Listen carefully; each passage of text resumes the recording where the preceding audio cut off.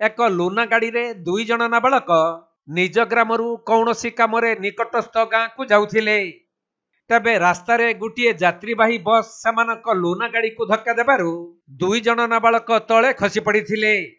एहा परे बस र चक जनक उपरे माड़ी जिबारु घटनास्थल रे ही तांकर मृत्यु होइथिला।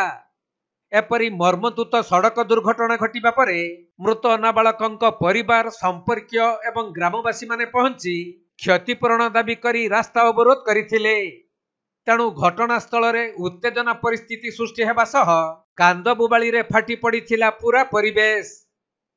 से एक्सीडेंट रे सेंते पळे से कुआड जाउतला कोन कुआड जाउतला के मो जान पारने कोन सुनले अपन गाँ रहले गाँ रे मो लटागुड़ा रे आसबे आसु आसु मो सेंते सेंते हमरो गाँ रो प्लान से पाखटा एक्सीडेंट हैला बोले मो आइले से देखले कोन देखला देखला बोलको से पिला सेंते भीतर पई जायतला से मो देख कर पड़े केमिति मोला बोल कोन सेंते बोला एक्सीडेंट रे मोरला बोला हां।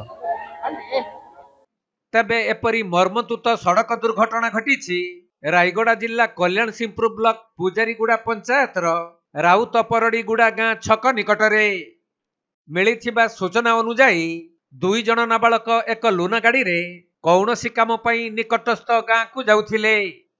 तबे कल्याण सिंहपुर ठारू थेरुबाली देई रायगड़ा जाउथबा ओम साईराम हनुमान नामक एक यात्रीवाही बस रास्तार बाम पार्श्व जाउथबा लुना गाड़ी को धक्का देइथिला। फलरे दुई जन नाबालक लुना गाड़ी खसी पड़ा परे लुना चलाउथबा 14 वर्षीय सोमन काड्राकांक उपरे बसटी माड़ी जाइथिला। तेणु घटनास्थल रे नाबालकंकर मृत्यु होइथिबा खबर पाई तांको परिवार लोके और ग्रामवासी माने सेठारे पहुंची क्षतिपूरण दाबी करी रास्ता अवरोध करथिले। जहाकु नै घटनास्थल रे उत्तेजना प्रकाश पाइबारु पुलिस पहुंची एहार तदंत आरंभ करिछि। सेपटे घरर पुओ को हराई परिवार लोक माने बुकु फटाई कांदुछंती।